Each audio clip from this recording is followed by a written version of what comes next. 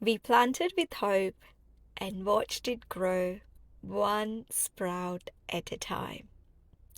Namaskaram! I'm SriDeep and welcome to Blossom Your Way, where we focus on growing what matters: your garden, your home, and your life. This is the third episode in our Space Reform series, where I'm sharing how we transformed a simple front lawn into a thriving edible garden. If you missed the first two episodes, I have linked them below. Feel free to catch up. It was July 2020. Our timber beds weren't even ready yet, but I just couldn't wait. I ordered a whole range of seeds from Seed Collection. Now, this is not a sponsored video. Seed Collection is a place where I normally purchase all my seeds from. I will give you more information when I do the episode on seeds and the different types. Now, I purchased heirloom seed varieties from Seed Collection, and I also got some vegetable seeds for Indian vegetables from an Indian grower that my friend happened to know. He was very kind and shared his seed collection with me. Just so you know though, these weren't just seeds. They were the start of something very, very hopeful. We began with seed trays in little containers, carefully labeled, carried in and out each day like a precious cargo. It was a lot of effort because, every day in the morning I bring all these massive amounts of seed containers outside, and every day at night I take them back inside. Because we started in the month of July. July is usually the coldest month here in Adelaide for us. So it was very important that I don't leave the seeds out every night. But I didn't have a lot of space in my house where we get a lot of light. So it was important that they had to be taken outdoors in the mornings for that natural sunlight to help them sprout as well. And it just felt like a new beginning. The first little sprouts brought so much joy. It just felt like a reminder that life does emerge when you nurture carefully. By late September, the raised beds were finally ready and it was time to transplant. I followed the seed packets very closely. And I think maybe a bit too closely. When they said the seed will germinate in 7 to 10 days, I would be anxiously watching from day 11. It's like day 11 today. No sprout. Day 12, day 13, no sprout yet. And also wondering, what did I do wrong?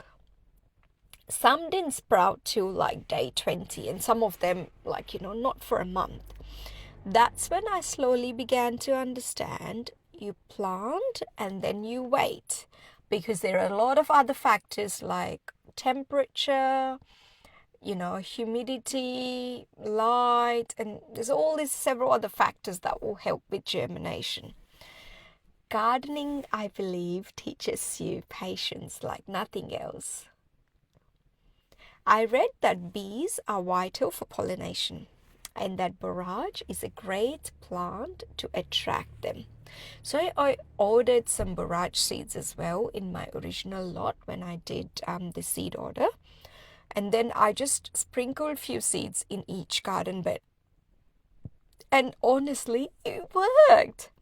Soon we had more and more bees visiting, and with them, a sense that nature was slowly starting to balance itself in our little patch. And it just wasn't the bees. One morning, I looked out and I saw a flock of cockatoos feasting on the sunflower seeds we had left to dry on the plants. At first, I wasn't sure whether to laugh or to be annoyed. but honestly, it was a moment of pure joy. These birds were part of the garden now too, and seeing them up close, wild and free, nibbling on what we had grown, reminded me that this space was alive in ways I hadn't imagined. We were creating something much bigger than just a veggie patch. We were creating our little own serene living place. We were lucky. The soil that we brought initially to fill the raised beds was dark, rich, and full of life. I even set up a fertilizing schedule, and believe it or not, I still stick to it even today. Please let me know in the comments below if you wish to find out what it is and see if that will work for you. I'm more than happy to do a separate episode on that. However, composting was challenging though. We live in a very small home and I was quite worried about rats. So what we did was we tried trench composting. While setting up the beds, we'd added a layer of soil followed by several weeks worth of kitchen scraps. And then we topped it off with more soil. Now, a lot of gardeners in the gardening Facebook group that I was part of warned me that this might generate too much heat and it can harm young roots. But in our experience, it actually helped a lot. Now, whenever a bed is empty, even to date, whenever a bed is empty, especially in the winter, we dig a trench and we add food scraps from few weeks and we cover it and let it rest for 2 to 4 weeks before planting again. Now, it's one of the best things I believe we have done to maintain living and nutrient-rich soil. And the earthworms, oh my God, they just love it. Every handful of soil is always alive and wriggling. And I believe that's the best thing you can do to your soil is to have healthy, wriggly worms and lots of other good microorganisms live in your soil. A healthy soil leads to nutritious food. Now, of course, it might all seem like, oh, it's all going so good, but it wasn't all smooth sailing. I tried to follow the square foot method, but with limited space, I ended up planting things way too close because I just thought, oh, okay, square foot says, oh, so many in 1 square foot of these vegetables. Let me try a bit more. And then I tried to crowd it a little bit, and I don't think that really worked.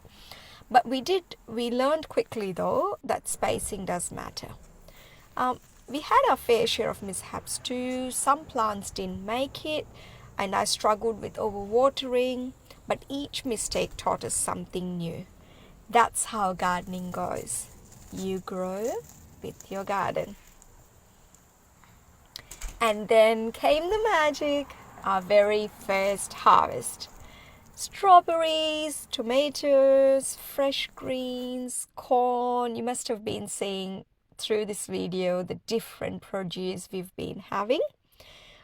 All just steps away from our kitchen. We grew all this. It was just so surreal. The boys got involved too. Here's what my son had to say.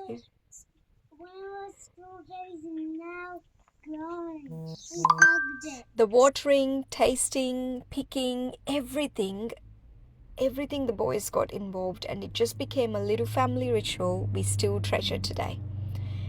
And just like that, we were gardeners. A humble start, a few lessons, and a whole lot of joy.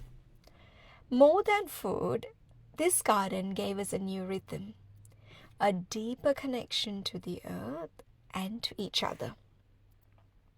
If you'd like to read more, I have written a full blog post about this journey. The link is in the description below. In the next episode, I'll take you behind the scenes into our biggest watering challenges and how we found simple solutions that actually worked. And I always like to say, it doesn't have to be perfect. It just has to begin. So, what will you begin today? Let me know in the comments below.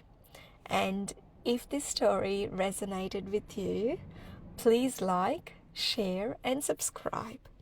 That's how we grow together.